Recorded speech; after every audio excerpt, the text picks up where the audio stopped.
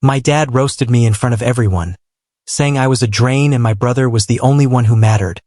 So I walked away, cut off their money, and roasted them back with a text they'll never forget. I'm 27 and I've always felt like the extra one. My older brother, Evan, 30, was the golden child from day one. If he got a B in school, my parents celebrated like he'd just won a Nobel Prize. If I got an A, it was always, well, Evan's classes are tougher. Felt like nothing I did ever counted. Every mistake of mine was blown way out of proportion. Still, I tried hard. I took extra shifts, saved some cash, even sent money home when my dad complained about bills, hoping that if I could just prove my worth, they'd finally see me. Then came the breaking point. We were having dinner at my parents' place. Family night, though it always felt more like a show where Evan was the star and I was just there in the background. My mom was boasting about Evan's new promotion, saying he was the pride of the family, and my dad raised his glass in a toast to him. Then he looked right at me and, with this little smirk, said, "You've always been a drain. Your brother's the one who actually matters." Everyone laughed, even Evan, though it was a little awkward. My mom didn't stand up for me. I felt like I couldn't breathe, didn't argue or throw a fit. Just got up, grabbed my jacket, and walked out. I didn't even bother to pack my stuff from their house. That night, I decided I was done. For once, I put myself first. I moved into a small place near my job, cut off contact with my family, and just vanished from their lives. A month later, I got that text from my dad, asking why I stopped sending money. I stared at it for ages. Then I typed back, didn't want to waste it on someone who already had everything that mattered, and hit send. That's when silence turned to panic. After that text, I honestly thought my dad would blow up. Threats, insults, maybe even showing up at my door. But nothing. For 2 weeks, my phone was silent. Then my mom messaged me, saying, "Your father is really upset. He's under so much stress. Stop being selfish." Selfish, what a word. It's what they branded me with since I was a kid. Selfish for wanting new shoes when mine were falling apart. Selfish for being sick and ruining Evan's birthday dinner. Just selfish for being me, for taking any attention away from their golden boy. This time I didn't reply, but through mutual friends and a cousin I still talk to, I started hearing little cracks in the perfect family image they had built around Evan. Apparently, Evan's big promotion was more of a struggle than they let on. He was constantly calling my dad for advice and leaning on them financially because he couldn't save a dime. Meanwhile, my dad had gotten used to my extra transfers making up for his shortfalls. When I stopped, the mortgage payments started getting late.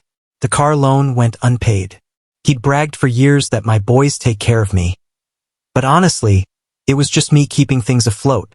And suddenly, without my quiet support, the illusion of Evan being the provider started to crumble. The guilt-tripping texts kept coming. First from Mom, then from Evan, who said, "Dude, Dad says the bills are piling up. Can't you help a little? It's family. Family, the same family that let me walk away without a word, without checking if I was okay." That's when I realized, for the first time, they actually needed me. And I was doing nothing. The more they scrambled, the calmer I felt. At first, I thought they might figure it out. My dad always strutted around like he had all the answers, like nothing could touch him. I half expected him to pull off some miracle to fix his finances, without ever admitting I was the one quietly holding him up. But then the whispers started. One night, my cousin called, half laughing, half in disbelief. "Bro, your dad got declined trying to pay for dinner at Antonio's in front of 6 people. This was my dad, the man who loved to show off at restaurants, ordering fancy wine just to show off. He'd built his whole reputation on being the provider. And now he was scrambling. It didn't stop there. Apparently, he'd been leaning on Evan to fix things. The issue was, Evan had no idea how to manage money. He was great at taking compliments but terrible with a budget. Bills piled up, and with them came the excuses. The tone of the text shifted from guilt-tripping to desperation. My mom messaged, "Your father hasn't been sleeping. He's worried sick. Don't you care?" Then my dad sent this one message that I screenshotted because it felt unreal. "Look, I know I've said things I didn't mean. You've always helped us. Can we talk?" Maybe just loan me enough to cover the mortgage this month. Loan? Like I'd ever see that money again. I didn't reply. Instead, I let the silence hang. And for the first time, he was waiting on me. A week later, I got invited to a family gathering. Normally, I'd have deleted the invite without a thought. But something made me want to go this time, not to make amends, but to see what my absence had done. When I arrived, the atmosphere was tense. My mom tried to act like everything was normal, forcing smiles and passing around food, but the room felt hollow. My dad, who usually dominated conversations, looked worn out. His shirt wasn't ironed, and his voice lacked its usual power. He avoided making eye contact at first, which honestly spoke volumes. But eventually, in front of everyone, he broke.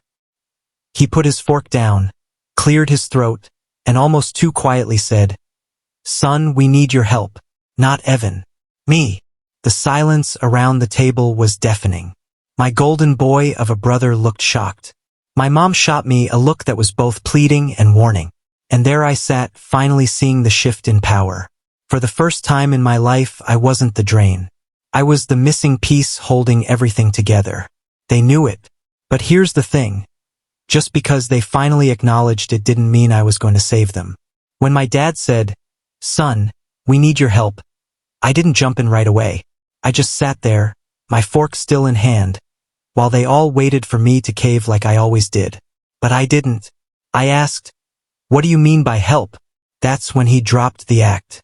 He laid out everything, the mortgage 2 months overdue, maxed out credit cards, car payments overdue. Evan was sitting next to him, avoiding my gaze the whole time. He didn't look like the successful golden boy anymore. He looked trapped. When my dad finished, all I said was, "No." The silence felt suffocating. My mom's fork clinked against her plate. My brother muttered, "Seriously, dude?" My dad's face turned red, and for a moment, I thought he would explode like usual, but instead, he softened his tone. "You don't turn your back on family.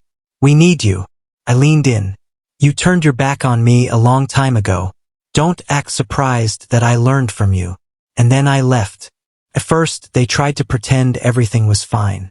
That was their way, appearances above all else. But little things started slipping. 2 weeks later, my cousin texted me, saying, "Your dad's card got declined at Antonio's." He made a scene, claiming it was the machine's fault. A month later, a neighbor told me my mom had canceled her garden club dues. For her, that was huge. She lived for those Saturday morning gossip sessions. Their texts kept coming but changed their tone. From Mom, "We sacrificed everything for you. The least you can do is help us now." From Dad, "I admit I said things I didn't mean, but stop punishing us and step up." From Evan, "Bro, Dad's stressing. You're making this worse than it needs to be. Just send a little money. It's not that deep." Not that deep? He didn't get it because he'd never been the one bled dry. As the months passed, the cracks just kept widening. I heard from a friend that Evan had moved back in with my parents because he couldn't keep up with his bills. He pretended it was to help them, but really he was just another mouth to feed. Their house, the one they used to show off, started falling apart. The yard went uncut, paint peeled from the porch. For a family obsessed with image, that was a public defeat. And the humiliations kept coming. My dad got dropped from his golf club. My mom stopped hosting dinners because she couldn't afford to entertain like she used to. People who once envied them began to whisper behind their backs. I knew because one of those whispers got back to me. It was funny how the son they always put down was actually the one keeping them afloat. Meanwhile, I was breathing easier for the first time. I wasn't rich, but I had stability. I paid off my debts and even took my first real vacation. Nothing fancy, just a weekend at the coast. But I paid for it myself, guilt-free. And the best part? No messages buzzing on my phone while I lounged on the beach. 6 months in, I ran into them at the grocery store by accident. My dad looked smaller, shoulders hunched. My mom pretended she didn't see me, busying herself with fruit. Evan spotted me but didn't say anything. And for the first time, I felt no urge to approach them. No guilt, no obligation, just freedom. The real shock came about 8 months after I left. A family friend told me my parents had lost the house to foreclosure. They moved into a rental that was half the size, in a neighborhood they used to sneer at. Evan was still living with them, out of work again. I thought I'd feel triumphant hearing that, like karma had finally balanced the scales. But honestly, I felt lighter, like I'd finally set down a heavy backpack I'd been carrying since childhood. They had called me a drain, but the truth was, I had been their lifeline. When I stopped giving, they drowned in their own choices. And as harsh as it sounds, I didn't regret it. Because for once, missing me meant something they couldn't buy back, fix with excuses, or pin on Evan. They were finally living in the world they created without me holding everything together. And that's what missing me really looked like. I appreciate you watching till the end.